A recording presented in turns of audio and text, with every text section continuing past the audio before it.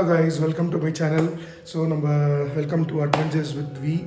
So today I'm going to show you how to make ada dosa. எல்லாருக்குமே தெரிஞ்சது தான் adai dosa is nothing but it's another variant of our normal dosa. So இந்த அடை தோசையில் வந்து நம்ம என்னெல்லாம் இன்க்ரீடியன்ட்ஸ் போட போகிறோம். It's a typical Brahmins recipe. So எங்கள் அம்மா எனக்கு நிறைய பண்ணி கொடுப்பாங்க. நான் whenever I go to Kerala right, நான் எப்போவுமே விரும்பி சாப்பிட்றது வந்து அடை தான். ஸோ அம்மாட்ட எப்போவுமே சொல்லுவேன், அம்மா எனக்கு அடை கொடு. So this adai dosa, how to make it, that we are going to do it today. இந்த அடை தோசைக்கான இன்க்ரீடியன்ஸு வந்து நீங்கள் என்னென்னு பார்த்தீங்கன்னா ஈஸி தான். அரிசி வேணும், ஃபர்ஸ்ட் ஒன் அரிசி, அதுக்கப்புறம் வந்து துவரப்பருப்பு, அப்புறம் வந்து உளுத்தம்பருப்பு. So rice, urad dal, toor dal, okay. And we want red chillies, இந்த கார மிளகா ரெட் சில்லிஸ், அது வந்து make it like 15 to 20 pieces of red chillies. அதுக்கப்புறம் வந்து வி வாண்ட் கறி லீவ்ஸ், கறிவேப்பிலை வேணும், அதுக்கப்புறம் காயம் வேணும், அப்புறம் உப்பு. So all these are the ingredients for making அடை தோசை பேட்டர். சரிங்களா? ஸோ இது வந்து நார்மலாக வந்து நம்ம வீட்டில் தோசை மாவு பண்ணும்போது, நம்ம மாமூல் தோசை மாவு நம்ம பண்ணும்போது நம்ம வந்து மாவு அரைச்சதுக்கப்புறம் அது வந்து புளிக்கணும். மாவு புளிக்க வைக்க நம்ம வந்து we will keep it outside right. ஆனால் அந்த அடை தோசை மாவு இஸ் இன்ஸ்டன்ட்.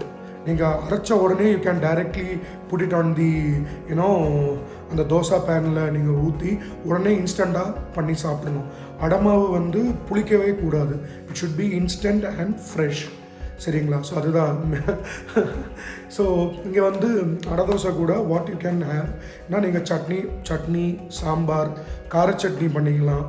இல்லைனா the best another combination is avial. In my previous videos I had already put a video of how to make avial. So முன்னாடி video நீங்கள் பார்த்தீங்கன்னா அவியல் எப்படி இருக்குன்னு தெரியும். நான் அதிலே மென்ஷன் பண்ணியிருப்பேன், இந்த அடை தோசை கூட அவியல் மேட்ச் ஆகும் நான் முன்னாடியே சொல்லியிருப்பேன் உங்களுக்கு. ஸோ அந்த வீடியோ நீங்கள் பார்த்தீங்கன்னா அந்த டீட்டெயில்ஸ் உங்களுக்கு கிடைக்கும். ஸோ இது வந்து இல்லைன்னா யூ கேன் மேக் தொண்டை மிளகா கறி. தொண்டை மிளகானா இந்த பஜ்ஜி மிளகா மாதிரி இன்னொரு மிளகா கிடைக்கும், அதை வச்சு கூட நீங்கள் சட்னி மாதிரி பண்ணலாம். இல்லைன்னா இந்த கத்திரிக்காய், தக்காளி, கொத்தமல்லி எல்லாம் கூட வச்சு ஒரு பர்த்தா மாதிரி பண்ணி அதை கூட நீங்கள் வந்து சாப்பிட்டுக்கலாம். So these are all the varieties. சரிங்களா? ஸோ இதுக்கு என்னெல்லாம் வேணுங்கிறது வந்து ஆக்சுவலாக நீங்கள் வந்து இந்த குவான்டிட்டி நான் இப்போ மென்ஷன் பண்ணுறேன் உங்களுக்கு. அரிசி வந்து if you are taking 1 glass full of rice right, ஒரு 200 grams வச்சுக்கோங்களேன். இப்போ 200 grams நீங்கள் ரைஸ் எடுக்கிறீங்கன்னா 50 grams உளுத்தம்பருப்பு, 50 grams துவரப்பருப்பு, இது ரெண்டும் சேர்த்து 100 grams தான். புரியுதுங்களா? ஸோ தனியாக 200 grams அரிசி எடுத்து ஊற வச்சுருங்க. அரிசி வந்து மினிமம் 3 to 4 hours நீங்கள் தண்ணியில் ஊற வைக்கணும்.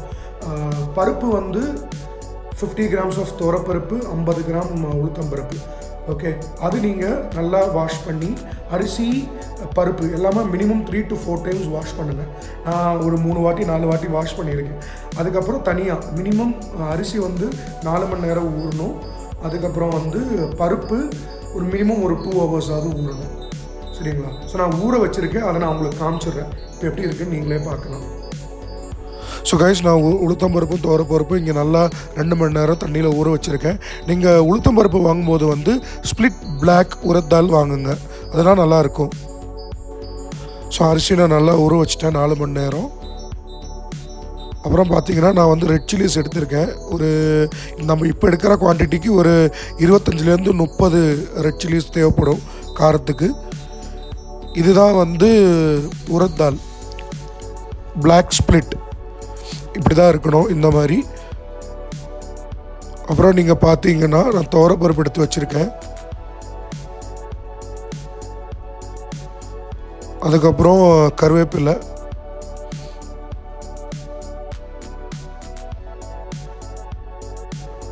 ஸோ நான் வந்து ஊற வச்ச அரிசியை வந்து ஒரு கிரைண்டரில் போட்டிருக்கேன். சரி, நம்ம மிக்சியில் கூட அரைச்சிக்கலாம். ஏன்னா மிக்சினா கொஞ்சம் டைம் கொஞ்சம் கம்மியாகும், கிரைண்டர்னால் ஒரு 30 to 40 minutes ஆகும். ஸோ முதல்ல அரிசி போட்டு ஒரு 10-15 minutes நல்லா அரையட்டும். அதுக்கப்புறம் தான் நம்ம வந்து இந்த உளுத்தம்பருப்பும் துவரப்பருப்பும் போடணும். ஸோ ஓரளவுக்கு அரைஞ்சிருச்சு. இப்போ நான் மறுபடியும் உளுத்தம்பருப்பு துவரப்பருப்பு நான் குவான்டிட்டி கரெக்டாக போட்டு விட்டுறேன். இதில் ஒரு சின்ன மிக்ஸி எடுத்ததுக்கப்புறம் அதில் கொஞ்சோண்டு கறிவேப்பிலை, அப்புறம் நம்ம சொன்ன குவான்டிட்டி அளவுக்கு ரெட் சில்லிஸ், இதை சும்மா நம்ம மிக்சியில் போட்டு ஒரு 2 வாட்டி கிரைண்ட் பண்ணதுக்கப்புறம் இந்த பேட்டரில் சேர்த்துக்கலாம். கிரைண்டரில் நல்லா அரையும், அதுக்கு தான். ஸோ ஒரு 30-35 மினிட்ஸ் நல்லா அரைய விடுங்க. அப்போ நமக்கு இந்த மாதிரி ஒரு கன்சிஸ்டன்சியில் கிடைக்கும் பேட்டர். பார்த்துக்கோங்க, தேவைப்பட்டால் தண்ணி ஊற்றிக்கலாம், இல்லைனா வேண்டாம். ஸோ மினிமம் ஒரு 30-40 மினிட்ஸ் ஆகும். நம்ம இனிமேல் இதை ஒரு ஒரு ஒரு பாத்திரத்தில் போட்டுக்கலாம் இந்த பேட்டரை. அப்புறம் தேவையான அளவுக்கு பெருங்காயம் ஒரு 1/4 டேபிள் ஸ்பூன் போதும்னு நினைக்கிறேன். ஒரு கலர் வேணும்னா உங்களுக்கு காஷ்மீரி சில்லி பவுடரும் போட்டுட்டு இந்த மாதிரி மிக்ஸ் பண்ணிக்கோங்க. So batter is almost ready. இனிமேல் தோசைக்கல்ல ஊற்றி அடை சாப்பிட வேண்டியதான்.